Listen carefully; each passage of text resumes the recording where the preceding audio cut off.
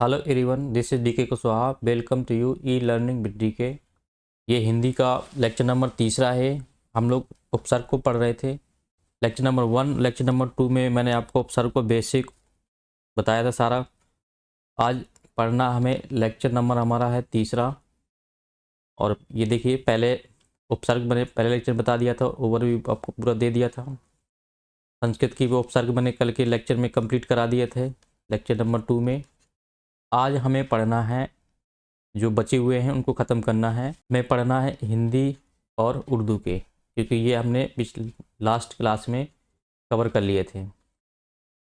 तो अगर हम ये हिंदी के उपसर्ग की बात करते हैं तो हिंदी में उपसर्ग की संख्या होती है टोटल 13 उपसर्ग हैं। मैंने जो जो इसके अर्थ लिया है और कुछ एग्जाम्पल दिए हैं, बहुत ही इंपॉर्टेंट है, हर एक परीक्षा में अक्सर पूछ लिए जाते हैं। देखो हिंदी के उपसर्ग टोटल 13 हो गए। आ उपसर्ग, तो मैंने बताया था उपसर्ग स्वयं का एक अर्थ होता है। आ मीन्स होता है अभाव और निषेध। देखो जैसे अछूत है, तो छूत में अगर हमने आ उपसर्ग लगा दिया ना, तो देखो अछूत हो गया ये। अज्ञान, तो अज्ञान में अगर पूछा जाए तो कौन सा उपसर्ग आ लगा हुआ है, क्योंकि आ प्लस ज्ञान। ज्ञान मीन्स जानकारी, जानने वाला, ज्ञानी, और आ लगाने से उसका नेगेटिव हो जाएगा। अन अन मीन्स होता है अभाव और निषेध, इसका मतलब भी सेम होता है। जैसे अनमोल, अनपढ़, अधिकार, सब में हमारा अन उपसर्ग लगा हुआ है। जैसे हमने अन प्लस मोल बराबर हो गया आपका अनमोल। अन प्लस पढ़ बराबर अनपढ़। ठीक है। बट इसमें एक समझने वाली बात यह है कि देखो उपसर्ग हमारा अन है, तो कहीं पर अन लगता है और कहीं पर ये अन लगता है। इसको हम हलंत लगाते हैं। तो अब हम ये कैसे पता करें कि किस में ना लगा है और किस में वो लगा हुआ है, किस में पूरा ना आएगा, किस में आधा ना आएगा। तो अगर हम इसकी बात करें तो इसको जैसे देखो, जब अन के साथ स्वर आता है तो वहां पर हम अन ये अन लगाते हैं हलंत वाला। जब अन के साथ व्यंजन आता है तो वहां पर सिर्फ हम ये अन लगाते हैं, ये वाला। तो आपको समझ में आ गया होगा। जैसे हमारा देखो ये है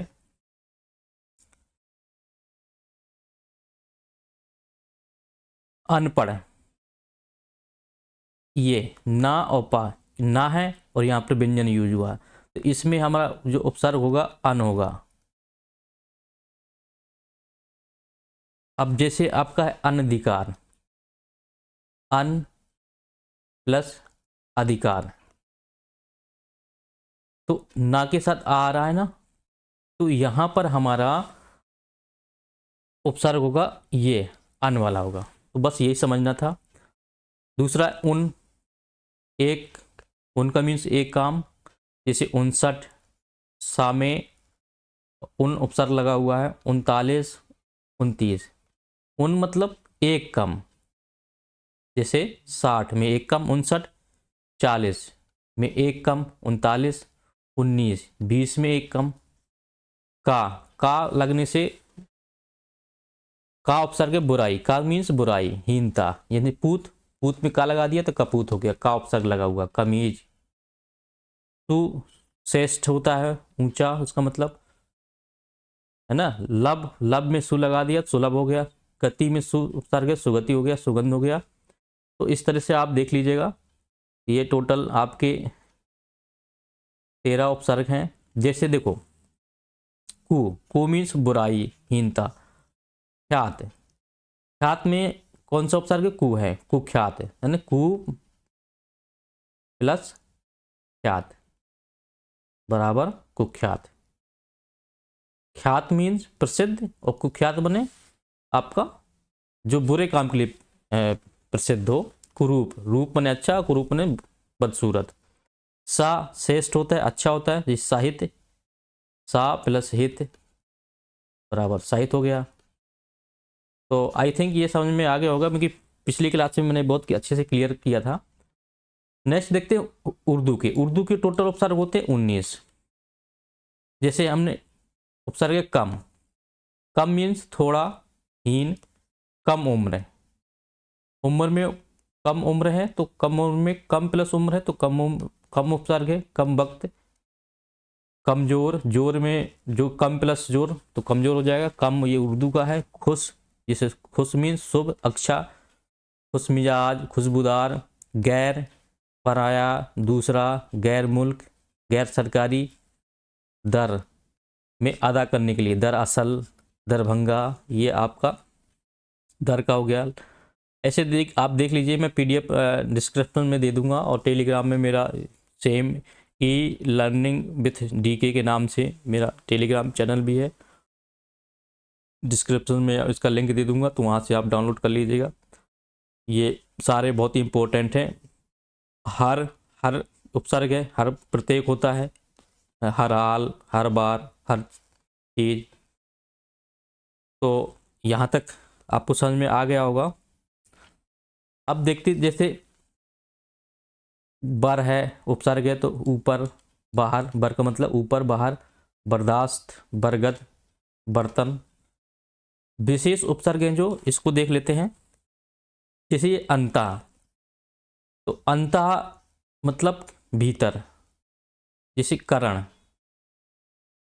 तो अगर हम इसको आत्म,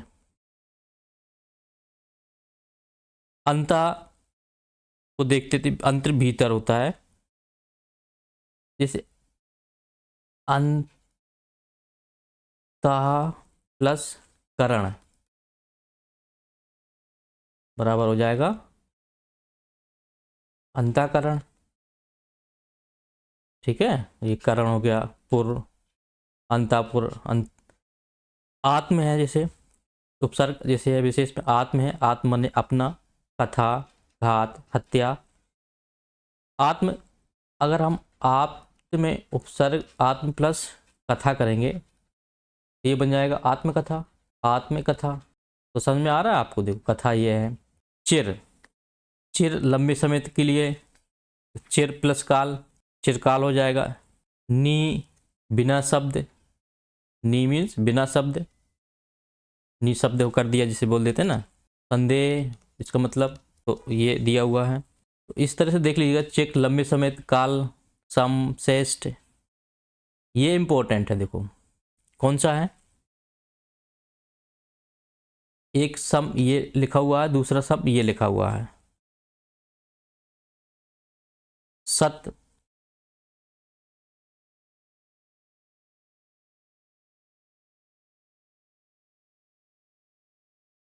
इसमें देख लीजिए, ये तो उर्दू वाले हैं आपके, ये कुछ विशेष हैं।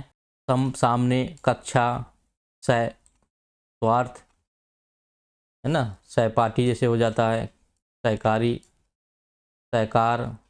जैसे आपका ये है सत्य, सत्य मीन्स क्या होता है, सच्चा, ये छूट गया था।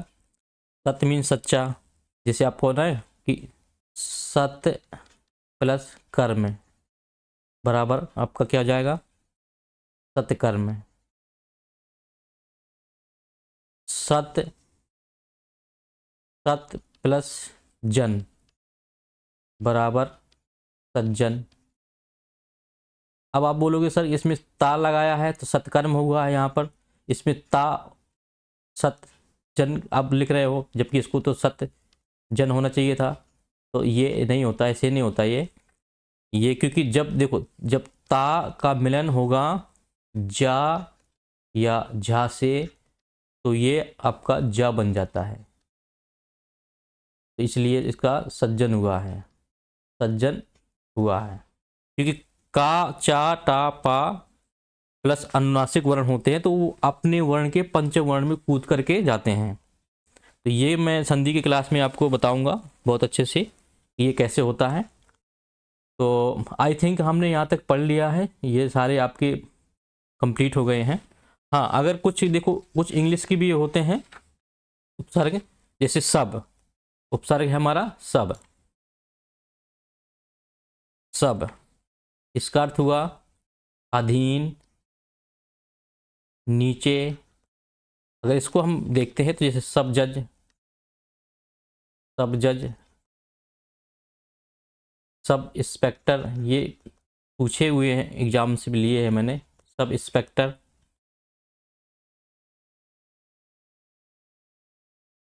इंस्पेक्टर हो गया। वाइस हो गया, सहायक होता है, वाइस मीन सहायक, वाइस मीन सहायक।